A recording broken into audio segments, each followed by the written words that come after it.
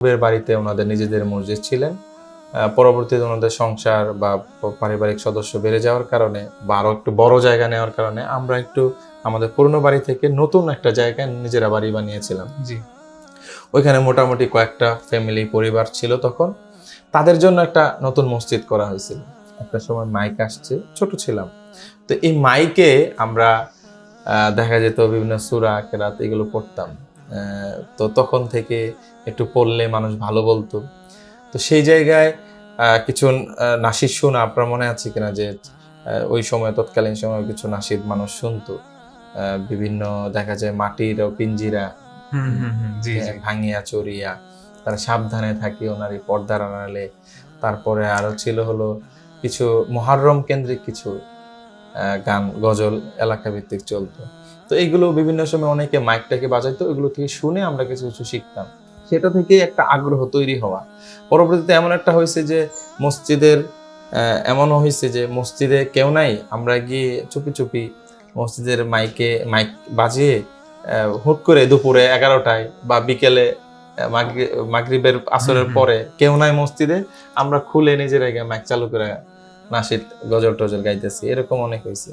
তো ওইখান থেকে মূলত আমার প্রাথমিক সঙ্গীতের বিষয়ে আইডিয়াটা নেওয়া বা গান গাওয়া নাশিদ মানে প্রথম দিকের গাওয়াটা মসজিদের মাইকে। হ্যাঁ, মসজিদের মাইক দিয়ে বলা যায় শুরু। পরবর্তীতে আমাদের এলাকায় বিভিন্ন মাহফিল হইতো, এগুলো গাইতাম।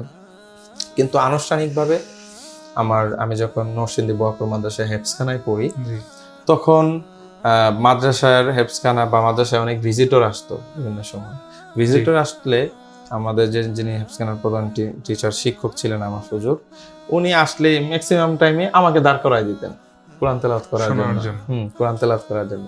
এই যে পোলাপানের সামনে কোরআন তেলাওয়াত করা শুরু হলো, এক পর্যায়ে পোলাপান আমাদের ক্লাসমেট যারা ছিল বলতো যে তুমি তো তোমার কণ্ঠ তো অনেক সুন্দর, তুমি চাইলে তো গান টান শিখতে পারো।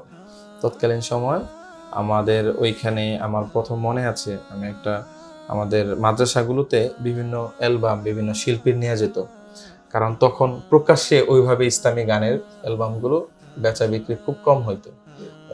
আপনার মনে আছে 2000 সালের দিকে হবে। তো আমি প্রথম একটা গান আমাদের ছাত্রদের অনুরোধে আমি শিখি, জীবনের নৌকা চলে চলে রে তরঙ্গ মাঝে। এটা হলো আমার কাছে মনে হয় সম্ভবত এটা রণাঙ্গন শিল্পী গোষ্ঠীর গান। তখন আমরা প্রথম আজাদ ভাইয়ের গানও শুনি। তো সেই গানের মাধ্যমেই একটা প্রোগ্রামে আমি এই গানটা গাইলে সবাই আমাকে, তখন একটা প্রতিযোগিতাও ছিল, প্রতিযোগিতা আমি 1 নাম্বার হয়ে যাই। মোটামুটি ব্যাপক মাদ্রাসা জুড়ে নাম ছড়ায় পড়ে। এরপর থেকে এই তো নেমে পড়লাম, এলে শুরু করলেন।